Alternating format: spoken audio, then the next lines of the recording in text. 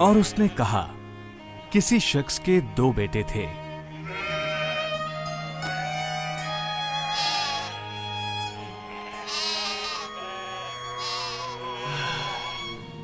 उनमें से छोटे ने बाप से कहा, ऐ बाप, माल का जो हिस्सा मुझे पहुंचता है मुझे दे दे।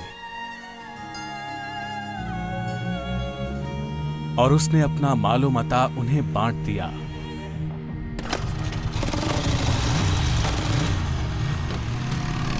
और बहुत दिन ना गुजरे कि छोटा बेटा अपना सब कुछ जमा करके दूर दराज मुल्क को रवाना हुआ और वहां अपना माल बदचलनी में उड़ा दिया।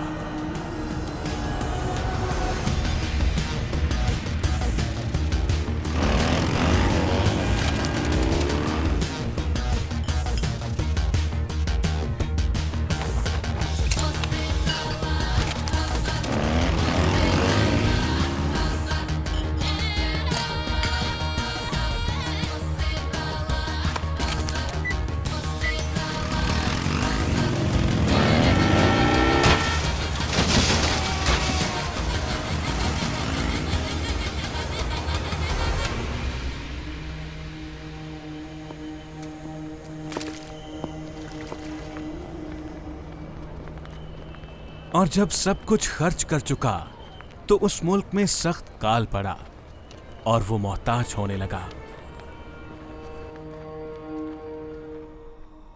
फिर उस मुल्क के एक बाशिंदे के हाथ जा पड़ा। उसने उसको अपने खेतों में सूअर चराने भेजा। उसे आरज़ू थी कि वो फलियां जो सूअर खाते थे उन्हीं से अपना पेट भरे, मगर कोई उसे ना देता था।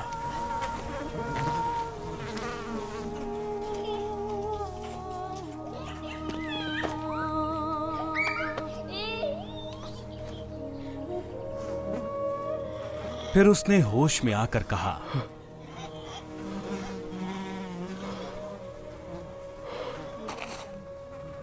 मेरे बाप के बहुत से मजदूरों को इफरात से रोटी मिलती है और मैं यहां भूखा मर रहा हूं। मैं उठकर अपने बाप के पास जाऊंगा और उससे कहूंगा, ऐ बाप, मैं आसमान का और तेरी नजर में गुनहगार हुआ। अब इस लायक नहीं रहा कि फिर से तेरा बेटा कहलाऊं।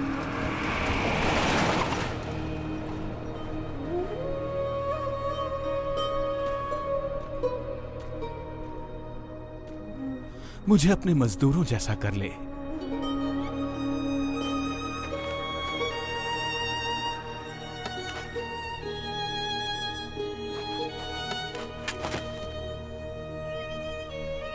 बस वो उठकर अपने बाप के पास चला।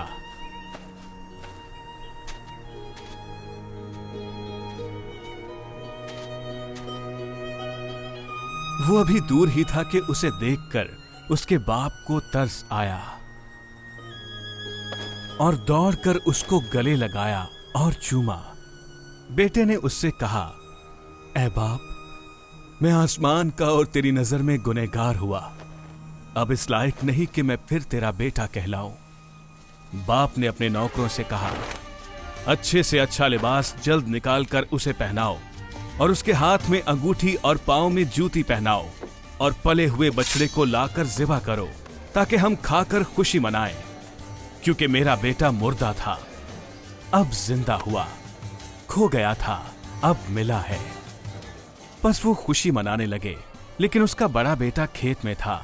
जब वो आकर घर के नजदीक पहुंचा तो गाने बजाने और नाचने की आवाज सुनी और एक नौकर को बुलाकर दरियाफ्त करने लगा कि ये क्या हो रहा है। और उसने उससे कहा, तेरा भाई आ गया है और तेरे बाप ने पला हुआ बछड़ा ज़िबा करवाया है, क्योंकि उसे भला चंगा पाया। वो गुस्सा हुआ और अंदर जाना ना चाहा, मगर उसका बाप बाहर जाकर उसे मनाने लगा। उसने अपने बाप से जवाब में कहा, देख, मैं इतने बरसों से तेरी खिदमत करता हूं और कभी तेरी हुक्म अदूली नहीं की, मगर मुझे तूने कभी बकरी का बच्चा भी नहीं दिया कि अपने दोस्तों के साथ खुशी मनाता। लेकिन जब तेरा ये बेटा आया जिसने तेरा माल मता कस्बियों में उड़ा दिया, तो तूने उसके लिए पला हुआ बछड़ा ज़िबा करवाया। उसने उससे कहा, बेटा, तू तो हमेशा मेरे पास है और जो कुछ मेरा है वो तेरा ही है। लेकिन खुशी मनाना और शादमान होना मुनासिब था, क्योंकि तेरा ये भाई मुर्दा था, अब जिंदा हुआ।